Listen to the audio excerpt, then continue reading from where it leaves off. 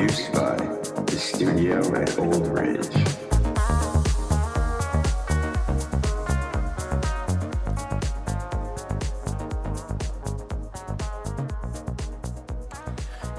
Episode 15 of the Passion Collective podcast. I am your host, and today on this fine Friday afternoon in the Hudson Valley of New York, we are joined by none other than my boy, Chrissy G, keyboardist of Space Bacon. What's going on, bud? What up? How's it going, man? It's going well. Nice to have you here at the beautiful studio at Old Ridge. It's nice to be back for a second appearance on the podcast. Second appearance, first one in person. You know what? Yeah. We had to do it, and a lot has happened since then.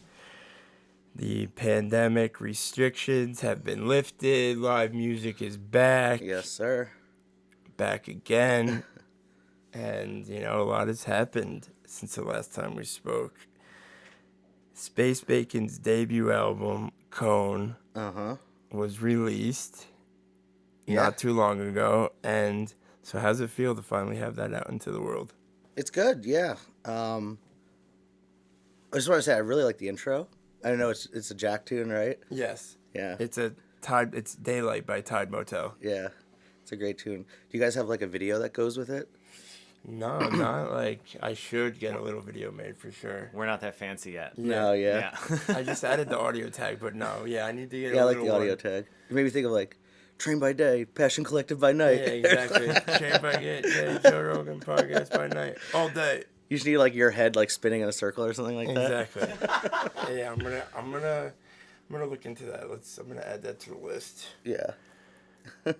Add it to the notes right now. Yeah, I'm gonna add it to the notes right now. Video intro. Spinning Zach Frank head. Spinning. You gotta have like fancy water bottles coming in. Yeah. I need that Fiji endorsement sometime. I know, you said you're going to be a water influencer, right? Yeah, I want to really just get cases of water shipped to me, and I will promote the shit out of them. What would be your top pick, if you could pick one? Evian? No, I mean, I like the glass. I like the Aquapana. Okay. You know, from Italy. It's sourced.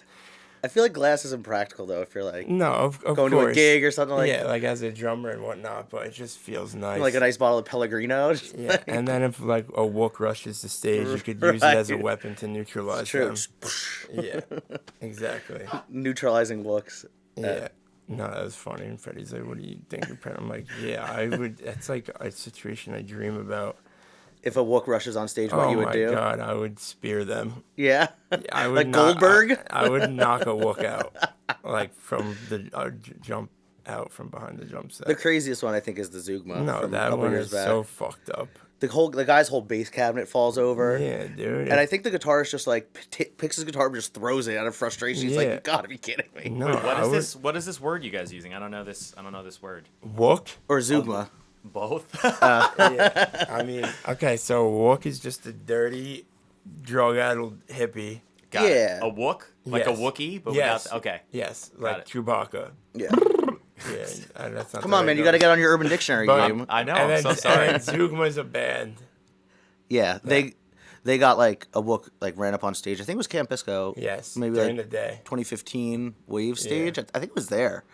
But then I guess people... No, it was on the big You stage. said someone's bass cab fell over? Yeah. This guy ran on stage and just, like, jumped into their equipment. Jesus. I think, like, keyboard stands with laptops Yes, fell over. yes. The bassist, I think, got, like, pushed back into his cabinet and fell over. It was crazy. Oh, my God. Well, thanks for explaining that to me. I appreciate it. Now I'm in the know. You're no very problem. welcome. You can YouTube that Zugma Wook, and it'll probably come up. Probably. Yeah, on YouTube. But yeah, we were saying what Zach would do if that happened to him on stage.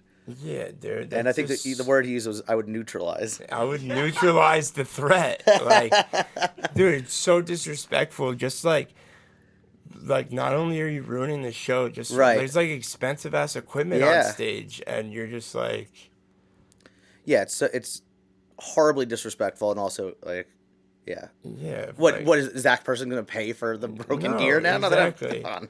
Like, they're gonna, like, spill shit. It's also just selfish. Like, you want to make the show about you. Just, Yeah, like, exactly. get the fuck off the stage. Yeah. You fucking no talent having ass. And that sort of happened. I mean, it's happened tons of times over the years with bigger acts, certainly. It's happened with Space Bacon, too, but never so egregiously, I would say. What happens most often at, like, some, like, the smaller clubs that we've played over the years with, like, you know, the ones that don't have the big stage with the gates and there's no security. It's just, like, literally it's like a 1 foot stage and the crowd's right there. And I love those shows. And then you know what I mean? Put drinks all over the stage. Yeah, right. That shit drives me nuts. What happens a lot, especially in, like, the college towns, is, like, there's always some, like, drunk chick that just, like, wants to get on stage and dance and, like, it's like, get off the stage. No. The people have not paid to come see you dance. I'm sorry, miss. No. I'm not sure if you're aware. Your name's not on the bill. No, I know. Yeah. Shit drives me nuts. Anyway, sorry. We got off track, but I knew you had questions to ask, and I just hijacked it. So, speaking of walks and whatnot, you guys just played Safe Space and Bacon, Soundz. yeah, good segue. You guys just played Safe and Soundz Music Festival, and it was good timing because you used it as the album release party celebration. I mean, after putting in a lot of work, it's your debut full length. How does it feel to have it out to the world and have everybody listen to it? How's the reception been? Yeah, first part, it's definitely like a relief because it's been so many years in the works. I mean, not so many, maybe like 2 years in the works. But that feels like a long time, especially with the pandemic in the middle. You know, it feels like sort of a lifetime ago that we had started this record. It was 2019, I think. I think it was the beginning of 2019. So, you know, release in June of 2021 is about I don't know my math. That's 2 years or so. But anyway, yeah, it's definitely like it's relieving. Just get it out there. You know what I mean? It's like, because you can spend time, and I even do this with my own music that I work on, like just poring over edits after edit. And then sometimes you just shelf it, like a certain song, and it just sits there. You know what I mean? It's like, I don't know. The older I get, I'm trying to be more of a philosophy of like, music's meant to be heard, not to sit in a folder or a file somewhere. So even if it's not perfect, it's never going to be perfect. If you're, you know, most musicians are perfectionists to some degree. So with that said, it's relieving to get it out there, and the reception has been great. Yeah. Been getting lots of, you know, obviously comments and things online, personal texts from people letting me know their favorite songs, which is really cool to hear. So yeah, it's been nice. And the funny thing is, we spent so much time working on this one that right after it's out, like, I'm already talking to the guys about, like, all right, when's the next time we're getting to the studio? Here's, like, some tracks I think we could do. Because it's, like, it feels so, like, all right, we did it, you know, and we learned so much from it. Like, now let's do it again much more efficiently. So it's constantly that on to the next one kind of thing. So, yeah. Yeah, how was the recording process for this? Like, did you guys just do it live, band setting in the studio, tracking? Like, how'd you guys do it? Where'd you do it? Yeah, so the first, well, the order is kind of different on the album, but I think we recorded maybe 6 or 7 songs at Sabella Studios out in, it's Rosslyn, New York, sort of like Queens, where Queens becomes Long Island area, sort of. And that was a studio. They had, like, you know, a really dope board. I don't know the type of board, but it was really nice. We did do a live setup, right? We all were in the room. Bass was going DI. Keys were going DI. The guitar was, like, amp. I think it was put in, like, what they had for, like, a vocal booth, so it was isolated. And obviously Sam's drums. So, yeah, we did most of the takes live. Or pretty much, we did all of the baseline takes live, right? And that was, I think it's like the first 4 tracks on the album, and then it kind of gets switched up. So it's Satellite, Throwing Shade, Heat Seeker, Chimera, and then Cloud Coast, Ice Planet. Those were the 7 that were done at Sabella. We also actually, and I don't know if this hasn't even been talked about, so you know how the last track on the album is Switcher, but it's like an interlude type outro version of Switcher that's just piano and guitar? So we actually did cut a full band Switcher at Sabella, but it kind of, we couldn't get it to sound the way we wanted it. Me and Jack sat with it and did a whole bunch of dubs and all sorts of different synth work, and I think we actually even rewrote some of the lead lines on it too, and I think at the end of the day we decided to scrap it and just go with the more outro type version. Because Switcher in and of itself is sort of like really a jam vehicle. It's not a song that has parts as like a Cloud Coast or a Rosandra's Tide or something. So So we tracked eight songs there and cut one of them. Almost cut Ice Planet at one point. Because Ice Planet was really long. A lot of the songs were really long. And I think Like, what's really long? Well, obviously for a jam band, like, live versions can be 20 minutes, half hour, but like, for studio, you don't want to have it, like... Yeah, like exactly. 7 to 9 minutes is... Tops, probably. That's what I'm saying, is okay. Yeah, I think Ice Planet might be the longest on the album because it has a jam, and we picked some of them to have a jam, right? Like, a jam. Like, Ice Planet has a jam, Silencer has a jam. That might be it, actually. That's good. But Ice Planet might have been over 10 minutes, and I think we did... So it kind of became unruly at a certain point, and I think we were maybe going to cut it, and then I think Jack sat down with it and did a whole bunch of dubs and had some ideas of, like, crop it right on this one and paste this other part over here, and it worked out seamlessly, and we got a product we liked out of it at the end. And I'm really glad we kept Ice Planet because I feel like, I like Ice Planet personally, but I feel like a lot of the fans like it. It gets requested a lot for set lists, so and I think it's either the last or the second to last track, and that big peak is a great way to, like, end the album, and then you have just the switcher outro, so it sort of culminates with that Ice Planet peak. I feel like it's like it's a good flow for, like, a listener, No, most definitely, yeah, and I want to listen to it and talk about it. So if you could set that up real quick, and in the meantime, what's the biggest thing that you took away from the difference of being able to do stuff live and then to do all the post work? Because you guys did a lot of post work. Did you guys do that for the Nodes EP? No, right? Not on this level. Not on this level. Of like adding tracks. We did, though. So me and Jack do, like, a lot of our own production stuff, and obviously over the pandemic we've sort of solidified that more with our projects, Tetracube for myself and Tide Motel for Jack. So, we've been producers for many years, but we were less focused on it up until recently, I'd say.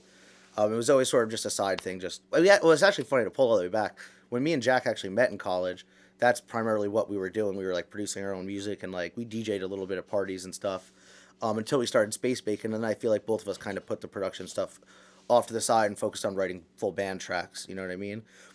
But also, I feel like I'm going on so many tangents, but it's just making me think of different things. I'll get to your Nodes question in a second.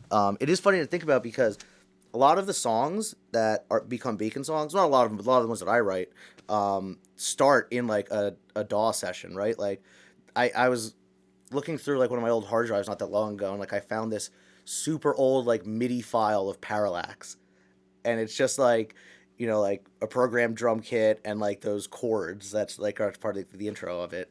It's sort of just funny. It just started with that, and then, I probably sent that to Jack. He wrote the lead lick, and the next thing you know, Parallax has been played, I don't know, 100 times on stage or something like that, right? So it's pretty cool. But yeah, with Nodes, so me and Jack did sit down. I remember doing some post work, like in Ableton and stuff on Nodes, but it was much less involved, I would say. I think we, like, added some effects and maybe some, like, sweeps and risers for the transitions and stuff like that. One cool thing we actually did for Nodes, I do have this memory of it, is my roommate at the time had a theremin, and we added, there is theremin on Dorsia. It's, like, super, like, sort of in the background. I think it's like part of, like, a lead sweep. It's like so yeah, we did some post work on Nodes, but no, like, it was, I think I redubbed, like, most of my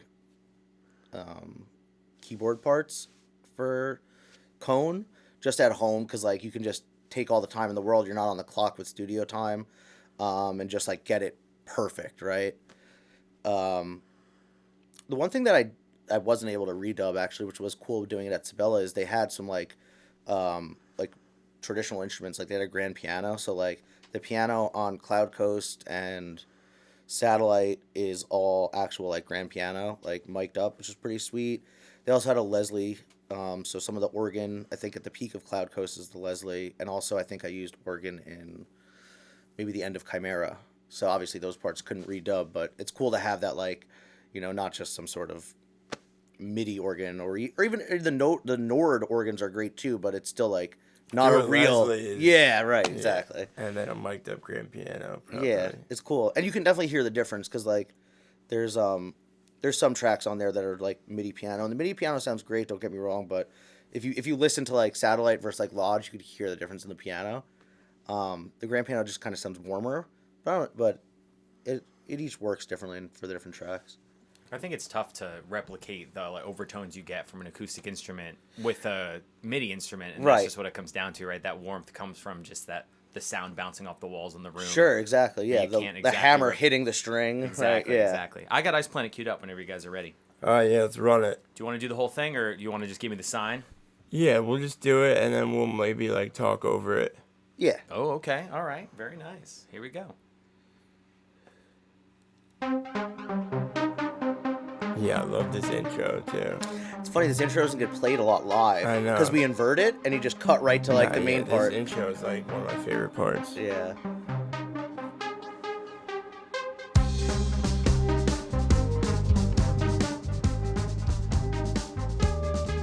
Kevin and Sam are so tight.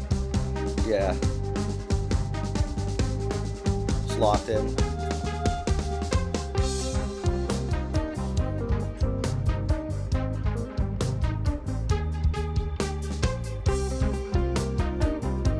You guys gotta play this more live. Yeah, I think it comes with when we split up Ice Planet or invert it, this part ends up getting cut. But like if we were like to start a set with it, it would technically start this way. Yeah. So. It usually starts right here.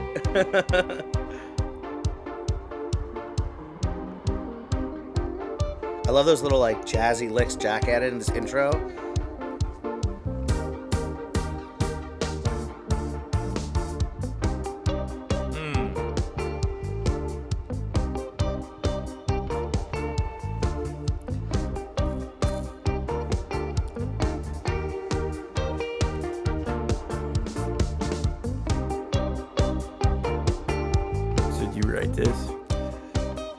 Like most songs, it's a me and Jack collaboration for the most part. Like, who wrote those chords? You wrote those chords and first? Actually, yeah. And that's actually probably, I think there's probably an old Reason MIDI file of an Ice Planet where it's just me comping these chords with the program drum kit. But the song doesn't become the song until you really get everyone in the room and, you know. Yep.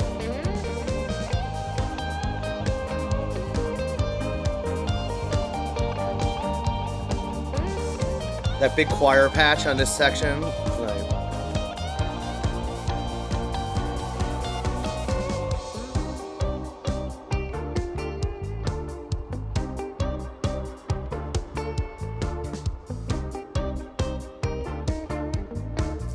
Just got this like nice like punchy hop to it. You know what I mean? Yeah. I was just gonna say Jack has a really nice like punchy kind of percussive way of playing that really adds a layer, like that texture to the song where you just exactly. It's like the guitar operates as like a perk almost rather than just purely tonal. Exactly. Yeah.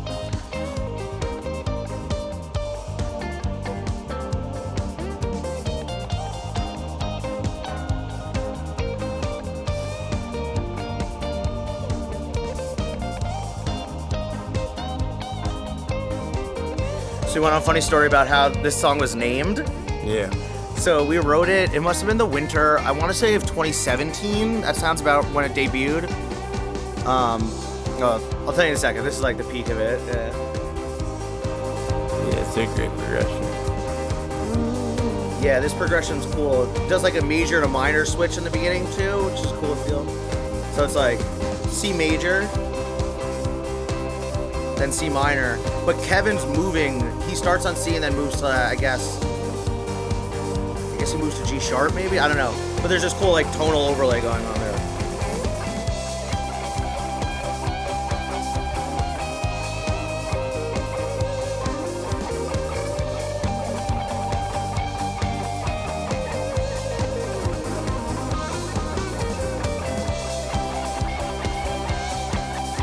Who mixed this? Is this Fred? Yeah. Shout out Freddie Rylands on the mix. Sounds great.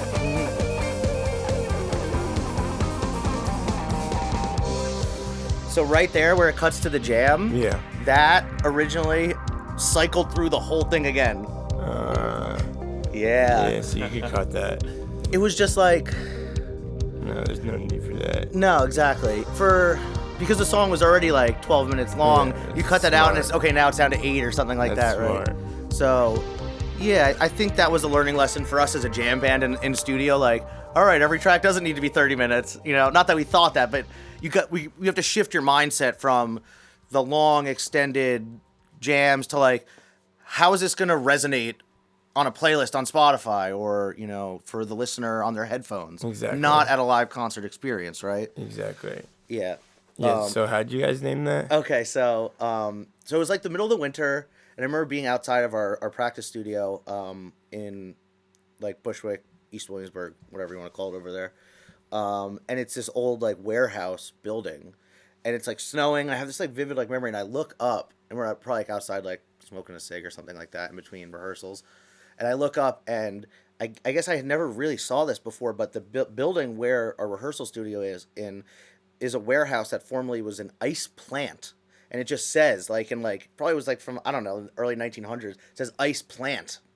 Like, where they made ice, I guess. They used to do that around here in Monroe. They used to take ice from, like, Round Lake in Monroe and cart it down to New York City. Right, That was a big business before refrigeration. You know? Right, when everyone had ice boxes. Yeah, exactly. Yeah, exactly. So Yeah. so we were writing this song, and I saw ice plant, and just, like, it clicked, I think, in my head. I was like, ice planet. And then, boom, there you go. There you have Ice Planet. There we go. Okay, yeah, I like that. So yeah, that's a good one on the album. And what's another standout one? Maybe I want to talk about Lodge, because we talked a lot about Sabella Studios. Yes. But that's only like I said, only 7 of the 16 tracks on the album. The other 11 tracks were recorded at a completely separate session up in Vermont. Like, my parents have a little ski cabin. So I guess the story there sort of is like, we had recorded those 7 songs at Sabella in early 2019. And it was originally, we were thinking of doing an EP, sort of an EP follow-up to Nodes. And, you know, we tracked everything, we did some dubs, and honestly, it kind of sat there for a little bit, and like, you know, because we were still touring a lot then. This is pre-pandemic, obviously. So it was on the back burner, sort of. And I feel like as a band, we weren't necessarily like on the same page about what we wanted to do with this product, right? And I think we kind of came together and said, well, it was really Jack, I think, who said, let's just go and make it an album. I got to give Jack the credit there. I think he was the one who pushed us to do that. And, you know, I think we had learned a lot at our time at Sabella. It was really cool to, like, you know, be in a legit studio and have that and learn that workflow. But we kind of teamed up with Fred and we're like, let's just go spend, like, a cost-free weekend in Vermont and just kind of hang out and, like, drink beers and get some nice Vermont cheddar and kind of convert the living room into our own little studio. So Sam's like sitting in front of the fireplace. I'm off kind of by the kitchen. The house has this like sort of like mudroom, I guess you call it, like where you walk in and then there's a door and then you come into the main. So like, people put like their snowboards and stuff there. So there's a perfect like little ISO booth for Jack's guitar amp. There's this tiny little room upstairs that was like Fred's control room. So we kind of like converted this ski cabin into a studio for the weekend, and we're just like, I feel like we were more productive and it was more laid back. It's like we weren't on the clock where we're being charged by the hour. So if we were to do another album, we would probably go that route. I think better products come out when you're less stressed, right? You know what I mean? And it was kind of cool because we had like a rough list of songs we wanted to go through in Vermont, but I think we ended up just like breezing through a bunch of them in like pretty good takes. Like Nodes, I think, was like 1 take, which is crazy. That we, like, off the late night, we just recorded a whole bunch more stuff, which I don't even know what happened to that. Like, I think we recorded a cut of Flamethrower up there. We probably won't see the light of day, but you know what I mean? We just, like, we had enough time, and it was, like, laid back enough that we were able to just like have fun with it, and then turn what was a 7-song EP into a 16-track album. So that was pretty sweet. Yeah, that's awesome. So, you want to listen to Lodge? Yeah, I think Lodge would be a good one to oh, sorry. No, we talked about doing Batch. Oh, yeah, let's do Batch. Because I feel like Lodge and Batch they were both similar. They were written around the same time. They both are different for the space making sound, right? Yeah. They're a little bit more post-rocky, sort of. Who wrote Batch? I think Kevin wrote that bass line, like boom, boo doo doo doo, Yeah, boom, boo doo. yeah, he would write that. Yeah. It honestly could be It's a like plug song. Blink-182 type. Sort of, yeah. But I feel like the Batch fits with like what you guys are doing with the plug. No, yeah. You guys should cover Batch. That would be sick. Yeah, it'd be funny. All right, you guys ready? Yeah. We could do. Let's do Batch. Sorry. Yeah. Yeah. Here we go. The infamous bass line. There it is. Yes. Yeah, I'm like 95% sure this is Kevin. And this one was also sort of similar to Scroll in that it was sort of just a jam that then we took back and like made it into a song. Molded. Yeah.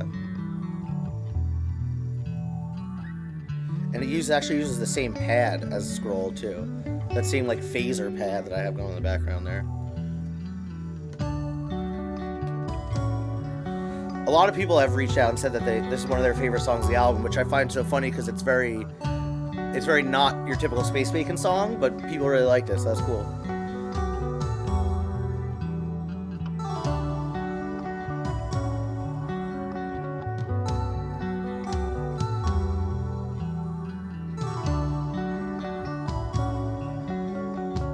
That bass tone is great.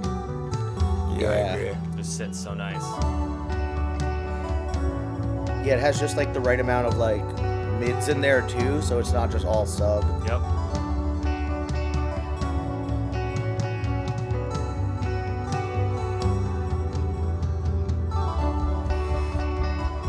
I feel like this build up is the whole like it's like the money of this. It's like that explosions in the sky like build up, you know? Yep. Where they would take 10 minutes to do it, though it's like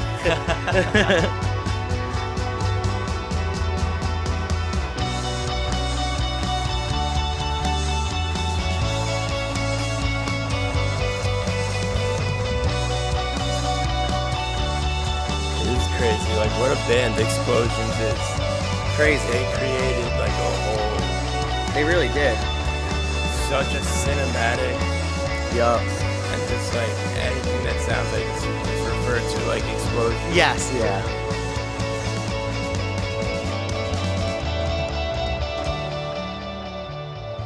Yeah, I feel like, you know, when people think of post-rock or this sort of cinematic, long build-up type rock music, I feel like most people always go right to Explosions. There's a lot of really cool bands in that genre. I think like Tycho too. Tycho too, a They little more come to on the mind. electronic side, but Yeah. yeah, Tycho's sick. There's this band I used to listen to a lot in high school called the Appleseed Cast. Yeah, I used to listen to them too. Yeah? Yeah. They have vocals, so they're a little different than Yeah, Explosions, but my drum teacher turned me on to them. they're really good. But yeah, I like This Will Destroy You. Oh They're- yeah, they're I a forgot about that band. They're like a heavier Yeah. Explosions, but Lotus used to cover one of their songs, Three-Legged Workhorse. Nice. I'll check that out. Yeah, Lotus definitely has some of this sound in their sound, Big especially the time. earlier stuff. Big time. And Yeah. and their album Gilded Age is Yes. like all post-rock. Yeah. They have a song Destroyer that's like really, really good. Yeah, and then is it like Livingston Storm? Or, Yeah, Living in the Storm has like an atmospheric Yeah. DMB jam in it though too. But yeah, they're like, I'm excited to see them. But yeah, I love how in this song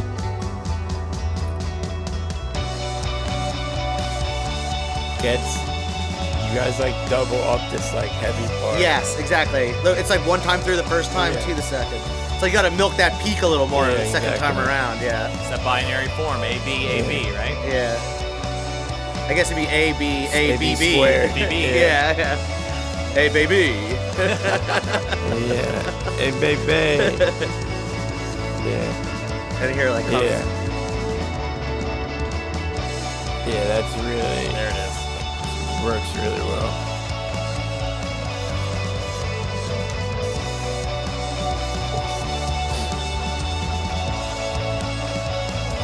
this just feels you could. It feels like how you guys recorded it in Vermont, just like loose and easy. Yeah, and just, definitely. That shines through for sure. Yeah, I feel like this track sort of personifies that. Exactly. I like how, if I remember correctly, they kind of just like end on this like suspended note. Like doesn't resolve. Yeah. It's pretty sweet. Oh. Yeah. Yeah. Yeah, there it is. Yeah, I like that. Yeah. Yeah, that was a fun tune. And it's funny, Batch and Lodge similarly too, I kind of grouped them together. I think they were written around the same time. They've only been played live a couple, like, I think Lodge has only been played live twice, and Batch maybe like 3 times. So sort of like deeper cuts, I would say. Yeah. But they're songs that when we did sit down and say, okay, well, let's do an album, like, they're like, those ones deserve studio. Like, they're almost more studio songs than there are live songs. Not that they couldn't be done live, but, you know? Yeah, I definitely like to see that live. Mm-hmm. But no, yeah, they just fit on an album very well. Mm-hmm. And just in the context of, like, the other sounds and styles on the album. Yep. It's important to have that on. Exactly, right. Because, you know, I think the album showcases how, like, a lot of, obviously, like, we're definitely, like, an electronic-leaning jam band, right? We do a lot of 4-on-the-floor jams. I use a lot of synths. But I think the album, what we wanted to showcase, and what I think we did successfully, is that, like, there's many, you know, different sounds to Space Bacon. It's not, there's no one, like, size fits all for the types of songs we write or the types of jams that we do. Not yet. It's like a modern rock fusion album. Yeah. Because, like, with, like, that's what I said, like, that's how I explained it. Mm-hmm. With the electronic pulse throughout. Right, I love that, yes. Know? Yeah, because there are, even in a song like Batch, which is much more post-rock, there's still synths in there, too, exactly. you know what I mean? So, yeah. So there's a, I like to think there's, like, some sort of consistent theme throughout it, right? Even though one song's post-rock and one song's, you know, basically house music, for lack of a better term, right? But there's still this, like, Space Bacon feel, or electronic pulse, maybe, yeah. No, yeah, because you still use, like, this is, like, dun, dun, dun, dun, like, yes, in, like, the right. post-rock. Yeah, and, like, that's exactly. not, like, there's not a lot of synths in post-rock. Right, exactly, so yeah. it makes it Space Bacon. Mm-hmm, for sure, yeah. Yeah, and like, now that you've been producing a lot of tracks on your own, obviously there's crossover between songwriting and production, but what do you think, like, the biggest difference is between songwriting for a full band and production, rather than, like, besides just the point, like, it's a solo project? Right. It's like the mechanics of it. Yeah, for sure. And I think I definitely approach both situations differently. Since I've been leaning more into, like, the solo production, like, I've sort of found the sound I'm really going for with that in the last year, since it's still a new project. And it's like, it's always been some sort of house music, but I've sort of fallen into this, like, they call it, like, it's like melodic house and techno. It's like a deeper melodic techno type thing, where it's like it's very progressive. So I think there's much less more in that style of music in the production I've been doing lately. There's much less more of, like, that ABC structure that we've been talking about, like right? Story. Yeah, it's some songs might not even change really at all, you know? Sometimes in house music, it's more just about addition and subtraction, right? Yeah, it's like just adding layers, throw in the clap, away. Right? Cut the kick here, add another little synth line there. That's not to say that some songs don't have changes, but I never. Some people sit down and I think they have formulas when they write songs. I don't personally like to do that. I think you end up having some sort of, you know, overarching, like, rough template that just happens naturally over time, like, you know. Oh, usually, you know, you break it down to, like, no drums at one point, you do a build up here. Like, that ends up, those kind of themes end up coming back. But with that said, like, yeah, I think with Space Bacon, especially more nowadays and with the more recent tunes we've written, you know, separate from, I would say, like, the parallaxes of the day, right? The parallaxes are more like the songs that probably I'm writing on the house music side nowadays, right? Where it doesn't really change key at all. It kind of just, it stays in that, you know, that G major 7th pocket and just kind of grooves out with a couple licks on top. And it's a great song, don't get me wrong. But then, like, you talk about, like, songy songwriting, like Parachute, where that's, like, you know, one, you have Jack's lyrics, which are telling a story. You have that like intro, verse, pre-chorus, chorus structure, then a bridge, right? That's much more of a songy song. And I think that's like where our songwriting is going with Space Bacon, is trying to develop our strengths as songwriters, and not, there's always going to be the monolith where it's just like a jam and a peak, you know, and that's awesome. But Parachute, I think, is a perfect example of like showing growth as songwriters, right? Big time. Yeah. Yeah, no, that's like... Yeah, it's not just like a glorified jam vehicle. Right. Which I love a glorified jam vehicle. vehicle. Like a lot of like, no, even with like Sonic songs, like I'm Right. like, that's more like, I'm talking about like some of my own stuff that we've done. And then in comparison to like Dexter and Jesse are definitely leaning. Like even like Parachute's just like great songwriting. Like if you're thinking of like the Beatles or anything like that, like that's just like great songwriting. And then like Jesse and Dexter, when they're thinking of like composing stuff now, it's much more intricate. Yep. And like technical, and there's a lot of changes and like some really like jazzy more like type stuff going progressive on. jazz fusion stuff. Yeah. But Parachute's just like a great song. It's almost like a pop song, sort of. Yeah, But exactly. but again, it still has that like Space Bacon flavor to it. It's not Exactly. like, you know, we're writing like a Miley Cyrus tune or something like that. Yes. So do you think that the next project that you guys release in the studio is going to be ones with vocals like Parachute? That's the plan, yeah, for sure. That would be like Yeah. the next step of the evolution. I would think so. I mean, I can't like commit for sure, but No, that's like my vision for it, and I think the guys are aligned too. Yeah. You know, like I could Parachute like should be a single somewhere, right? Yeah, Like, of course. and then we have tons of other vocal tunes, and that's actually a really interesting point. Because this, Jackknife. yeah, I would love even it. Hollow Man could be a cool studio Yeah, cut. I would like to see Jackknife. Yeah, and Jackknife then definitely. Rosandra's. Bump a Dump could deserve Yeah. a studio cut. Rosandra's, Jackknife, Parachute. Mm-hmm. Specifically. Yeah. Sticky Fingers. Yeah. I'm just naming vocal songs now that we have, but the three I named yeah, are like the big three dogs. strongest Yeah, ones. yeah. But point being is, it's probably worth noting that the album Cone is all instrumental. Exactly. So I think to follow it up with like a primarily vocal That's driven, the next step of that's the move, evolution. right? Yeah. And crank out like 2 more strong parachutes. Right, some more, and that definitely want to do that too. Actually, is like some never before heard songs. Yes.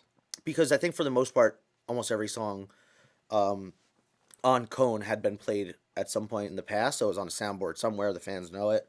Besides the interludes And the intro, yeah. and the intro, right? Yeah, but yeah, I think a strong follow up would definitely have to include some vocals. Yeah. No, I agree for sure. And then you mentioned it before of how Cloud Coast had the real grand piano in the studio. Yeah. And that's definitely from just like a piano standpoint, that one big epic piano part. It's definitely... Oh, in the middle? Yeah, it's definitely one Yeah. of my favorite things that you've done as a player. Thanks, man. Yeah, we call that the dream sequence. Yeah. And I feel like that's like one of you probably agree, like your strongest moments of shining as just like a pianist. Yeah, on Like- this album, certainly. Like besides synthesizers. Yeah, definitely. Like, yeah, the dream sequence with those like long arpeggios. Yeah. That probably showcases the most like piano skill or whatever you want to call it. Yeah. You know? Not that it's even super hard to play arpeggios, but it sounds nice. That's for sure. No, On like a nice baby grand. It sounds beautiful, Yeah. and it's just like outside of, it's just the other side of being a keyboardist from like, you Right. know, Other like than just like riding the effects on the figuring out synth patches Right, and stuff, right. and being like, okay, these are good pads, these are good leads, Right. and then because that's like takes a different type of part of your brain, kind of, than just like, synthesis is its whole own thing with sound Exactly. design and all of that stuff. But yeah, I think Then like the piano's like, this is what you got. right. That's like Here are the pedals. where I here are the started. keys. Yeah, right. Black It's my and back to white. the roots. Exactly. Yeah, so let's bump a Cloud Coast, and I definitely want to hear that specific part. Yeah, we can let it Cool. rock up to the dream sequence for sure. Rock to the dream sequence on Cloud Coast. Here we go.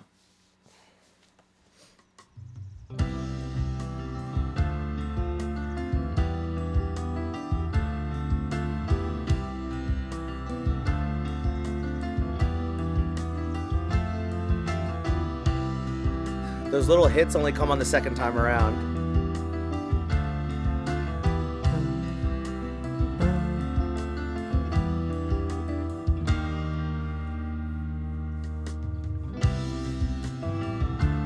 remember this one specifically from your stream here. Yeah. From the Live From Out There stream. Nice. Right here. I love little touches like that. They only happen once. Love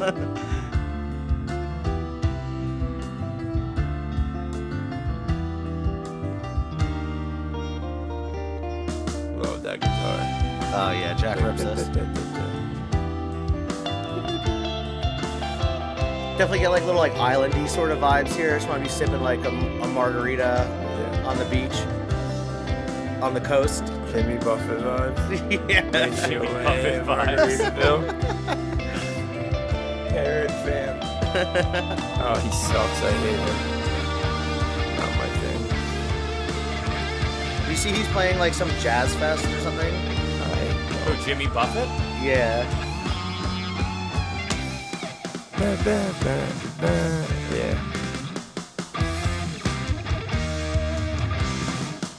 Great energy. Tension release. Good dynamic change.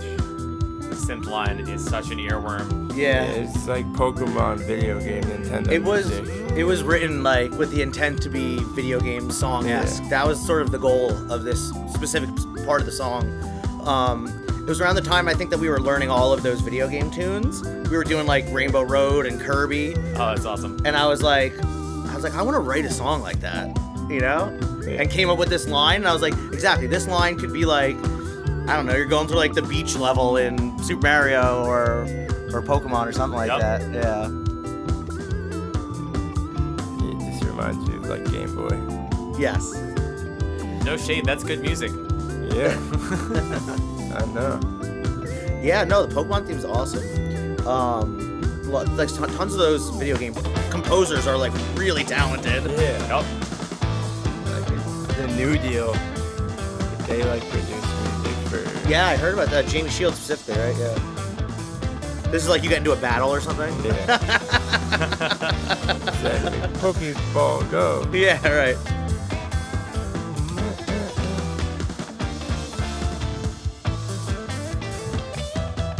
And then back. Yep.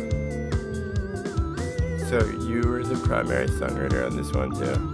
Yeah. I think Jack actually came up with that B section though, but like this A section here is like me. Like I said, most songs are like it's usually someone brings an idea to the table and then it's kind of collaborative from then on out. No, YouTube especially. Yeah.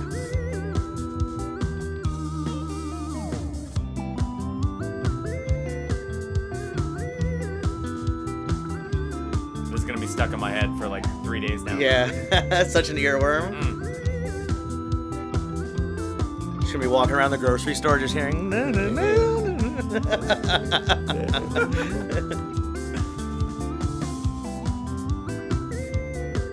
What synth is that? It's a patch on the virus. It's actually supposed to be modeled after like a traditional Moog sound. It's called something Moog or like it might be called like FOOG, like fake Moog or something like that. But it's a virus patch. I forget the exact name of it, but yeah. It also reminds me a little bit of like some of the synths that that Eli uses in Dopapod with the Prodigy. I think is his sort of has that feel to it. Just fit this song really well.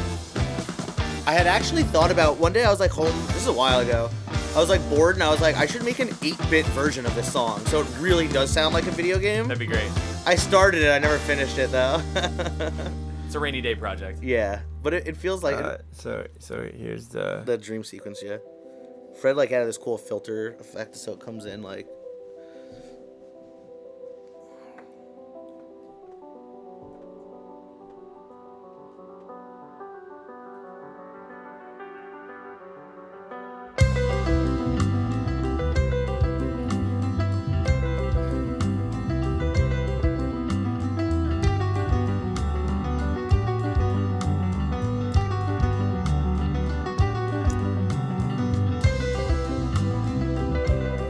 I love the switch to 3/4 there.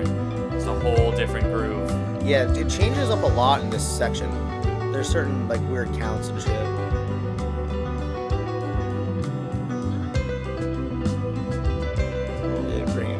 gun there from the cross stick. And then, yeah, the guitar just sits on top of there nicely.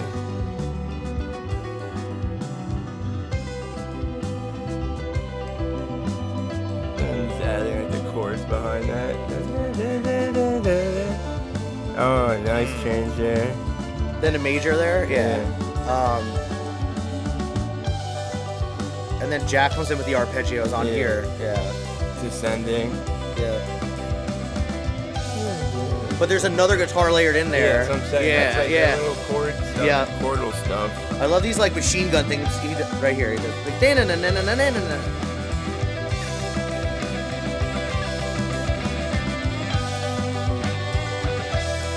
Yeah, he really layered guitar in here nice. Yeah. And throughout the whole album. Yeah. After it, I was like, Jesse, we're never releasing anything this live again in the studio. Because, like, Dubs. yeah, dude. Sounds so good. That sounds massive.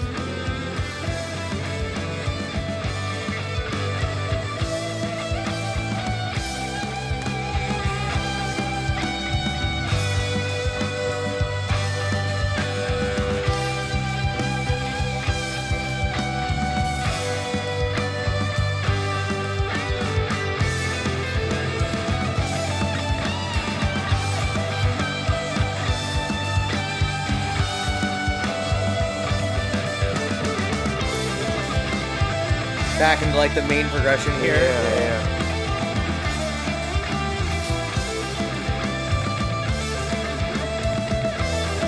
Clean playing from Jack. Yeah. Not too many notes. Just, tasteful for Not sure. too aggressive. Because it's still shredding, but it's not. He's choosing the notes wisely. That's what I'm saying. Like Gilmore-esque. Yeah. He's just like not wasting notes. Right. And everything counts for something. Right, how like with Gilmore, like you can like Doesn't sing waste the any solos. notes. You can sing, the solos like Doesn't back, waste yeah. any notes. Right. He bends notes perfectly. Right. He sustains. It's just.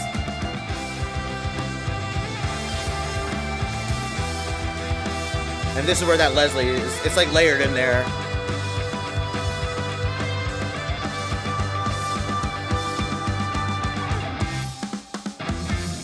Nice. Alright, you can take it down a little now. Yeah, dude, I love that whole sequence. It's perfect.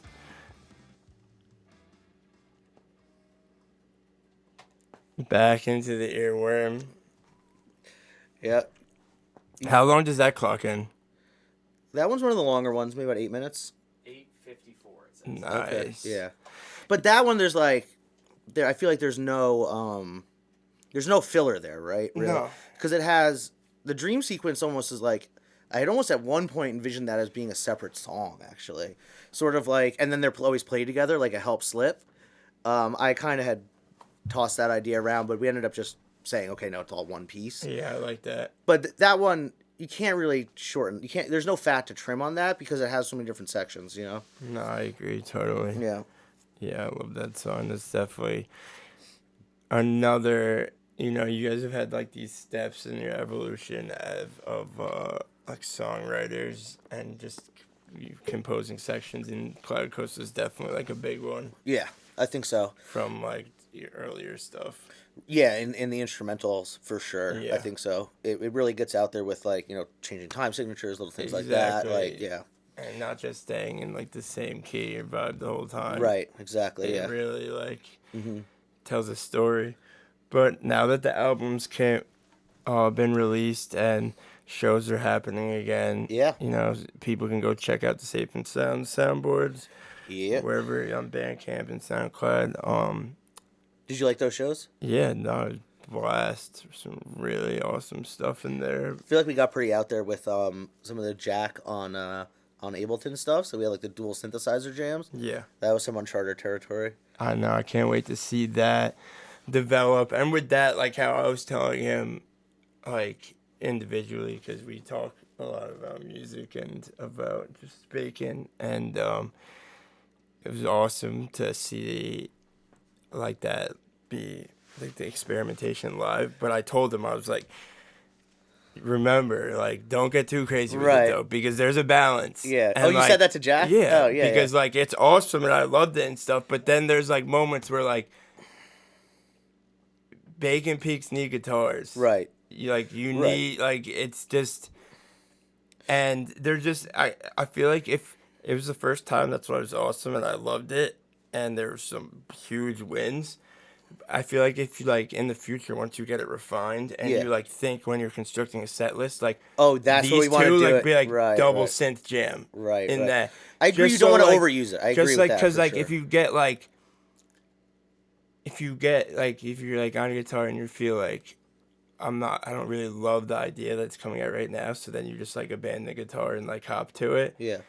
It can, rather than, like, sticking in the guitar and then the idea comes. I see. You know what I mean? Like, not abandoning ship too soon and switching. And use it as a crutch or something like that. Exactly. But, like, no, that just opened a whole new door that's going to be vast. And it's going to be so sick, and it's going to be just huge sounding. Yeah, considering we literally never even rehearsed with that setup. It was crazy. Jack just showed up. He's like, I brought my keyboard and laptop. I was like, sick, let's do it. No, dude, and like the vocal jam, and then it just got like really Euro and heavy. I know Harrison was like, I feel like I'm in Berlin. And seeing that like in a club, like with like a really good sound, it'll really, really pop off. Yeah, for sure. And then, but yeah, also if he just gets some patty stuff, and then you guys like rehearse it, and then where you can really rip lead synths, and he's like laying down pads, it'll be really, really sick. Definitely. But yeah, the Safe and Soundz shows are epic. Everybody check those out. But now that you guys have been booking, how have the offers been that have been coming in now that you guys released the album? Like, what's been going on with venues that you guys are being able to play? Like, what's the deal with that? Yeah, it's been great. We're definitely, our team, Harrison, Hutch, are killing it. We're having conversation with lots of great venues. Some like bigger than the ones we played before in certain areas. You know what I mean? Like we got 2-night run at Cervantes, which is pretty sweet. That'll be a first time. 2-night run Cervantes in Denver, Colorado. That's a New York band. Yeah, it's November 5th and 6th. So that one's gonna be wild. But yeah, really cool stuff like that. Some things I can't say yet because they're not announced, but I know some of them. Some of them will turn heads, hopefully. I know some of them. Yeah. Yeah. Some of the ones that are announced are really cool. November, baby. Yeah, November. Keep an eye out for mid-November. But we got my birthday, baby. Oh yeah, it is. 2 days away from my birthday, November 14th. Yeah. 2 days away. Yeah. All right. Slow down. That's my birthday. I know. But yeah, some big ones. It's just cool that the sizing of the venues is starting to change. Yeah. And I think that that comes with just grinding out for years in some of the smaller rooms. How long has Bacon been a band? So we started in 2013, so that's 8 years. Yeah. We really started going at it in 2016, I would say. We were in college in 2013 and kind of just playing parties and a bar gig here and there. End of 2015 and beginning of 2016. Branding and really pumping. Yeah, that's when we really hit the ground running and played outside of New York. You know what I mean? But yeah, so 8 years in total. I'd say 5 years of going at it for sure. But yeah, it's cool to see the bigger venues taking some of an interest. That's really sweet. I think it also, I do wonder if there's something with COVID sort of might have changed things a little bit. Not to say that we didn't potentially earn our stripes to get to some of these venues, but I think COVID took a toll on the industry and maybe it created more demand. I don't know, I think, and also it's sad to say that maybe some of these smaller clubs that were around didn't make it through the pandemic. Exactly. Some of them might not even be there. We know some of them, like our good friends at Sprout, I think they plan to come back in some other fashion, but I think COVID just turned everything upside down on its head. So it's really nice to be able to come back and be able to have these conversations and start playing these super dope venues. I think we're just grateful. We're grateful to still be a band because some bands might not have made it through COVID. Exactly. Some venues didn't make it through. And I guess that sort of ties it all back with the album that, we had the album pretty much done by the last time we spoke, which was, I want to say March maybe. And we were like, when do we want to release it? And it just felt perfect to our first show back in a year and a half. Okay, yeah. Our first show back in a year and a half to tie that in with the release of the album. It kind of just made sense in that way. And now I just feel like I'm talking to no one. And now you're hosting your own podcast. Yeah, welcome to the Chris Gironda Hour on the what does Chris Gironda talk about in his own podcast? Oh, God. What's the... I don't know. What's the flavor? Not politics. Got it. We will not be a political show. Yeah. No. We actually we do talk about politics. We talk about the New York City mayoral race. Oh yeah, I know about that. Which I've been getting roasted for unendingly since Safe and Soundz. That one down. I know. I'm so happy I wasn't there. I was amped on the New York City mayoral race. I live in New York City, and now I will be mocked for it forever. Yeah, but so it's really exciting. Like the Cervantes 2-night run is a huge announcement. Yeah, it's a big one. And some of the ones that are in the chamber are really gonna. Yeah, I wanted to plug what the other ones are. So we have Space Ballroom is announced in Connecticut. Yeah, so that's I've never heard that. Heard of that spot before. It's sweet. Yeah, it's dope. It's like it's Hamden, Connecticut, which is basically New Haven. Yeah. So yeah, because New Haven PST's not around I was anymore about to either, just say, right? shout out to PST. Yeah, R.I.P. Because that was a milestone show for. That might have been one of the best shows. One. It was my birthday show. I wrote both sets. Yes, that's why it was a milestone show. And, that's why. And it was a sellout. Yep, that was one of that tour. Was that fall tour 2019? Yeah, shit was heating up. We went to Pepe's beforehand. We got some Pepe's. I got pizza paid for by Space Bacon. And then we went there, and it was a fire show. And the I Just Died in Your Arms Tonight jam, the Triangulation jam, those got shared a lot by a lot of people. Yeah, and you wrote a really interesting set list that, challenging, some weird changes. Wasn't it like Wolves into Sticky Fingers or something weird like that? That we were like, I was like, I don't know how. No, it was. What was it was I Just Died in Your Arms Tonight in the Wolves. Okay. And that's like a weird change. And then Wolves it's like a tempo change. Exactly. And then Wolves out of Wolves into something. I think second set had it might have been Heat Seeker, Sticky Fingers. It was something that were keys that wouldn't necessarily mesh together, and tempos that wouldn't necessarily. Shade was in there too. But it was cool because it was it's not I typically try and write our set list with okay, these keys are, either fifths or thirds or some way that we can make a transition relatively easily.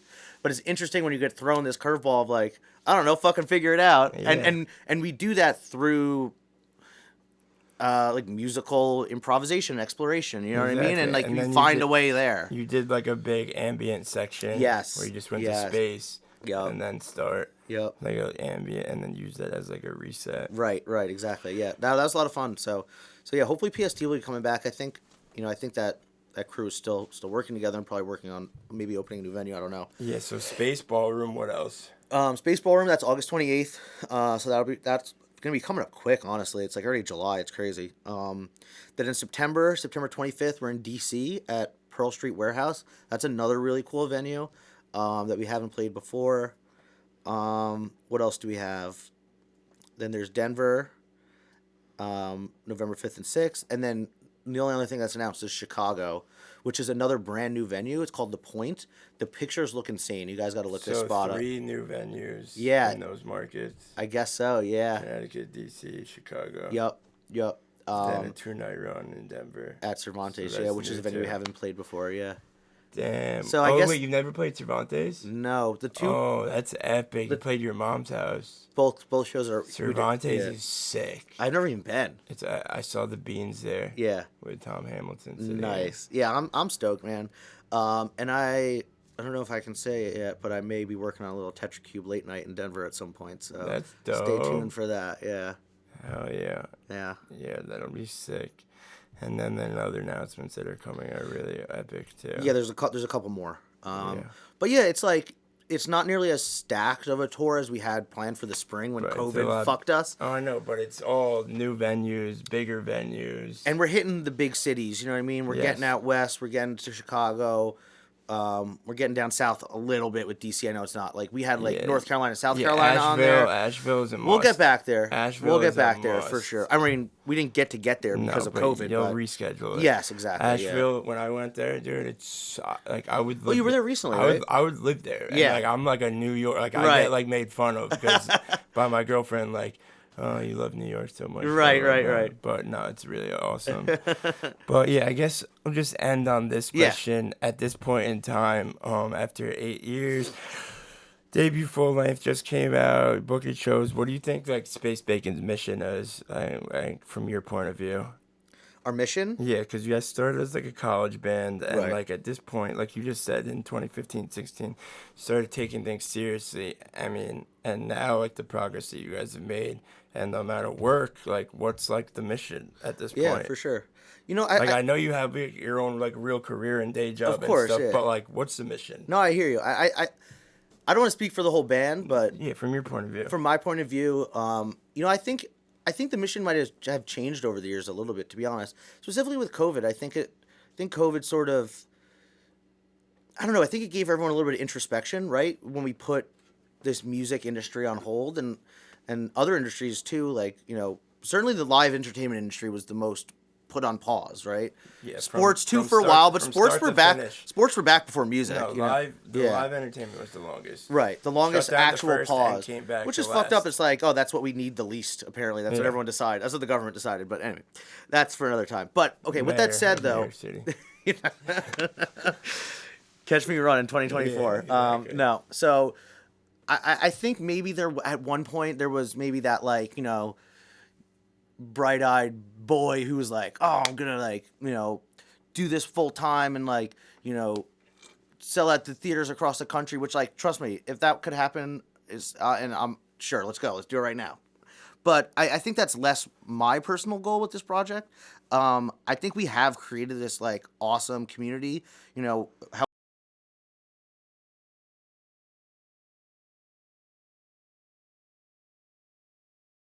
Space Bacon. They were there for one reason. They were there for Space Bacon, and it was really cool. And like we have these little, you know, enclaves throughout the country where we could do that. Like Denver shows up, Chicago shows up, obviously New York and Philly. So I think my goal is just to deliver the best possible live music experience we can when we show up to a city. And I want the fans that come out to walk away being like, damn, that might have been the best Space Bacon show I've ever seen. So Yeah. and I think if you can, That's very realistic and tame goal. if you just make that your goal, I think everything else falls in line. Yeah, I mean, I definitely agree, and it's like can get intoxicating to think the other way, where like I want to play Red Rocks one day. Yeah, blah, blah, blah. right. But like at the end of the day, like what like guitarist Tim Palmieri just said to me when I Yeah. asked him this question, I was like, what advice? I mean, you've been grinding your ass off for 20 years. Right. What advice would you give to like a late 20-something who is grinding with their band? And he's like, first, above all, just make great art. Yeah. That's the most important. Yeah. I Make agree. great art. If you make great art, like people can't say anything else. Right. Like if you give them like undeniably like this is fucking really good. Right. Like I think that's my point. I just want to play the best If show you I can play. play the best show Yeah. possible and Yeah. and have like night after night people who have seen you 20 times Yeah. and are like familiar with your music being like, wow, I think that was the best Space Bacon show. And then on the contrary, somebody who's never seen you be like, wow, I think that's one of the best shows I've seen. Right. Yeah. Yeah.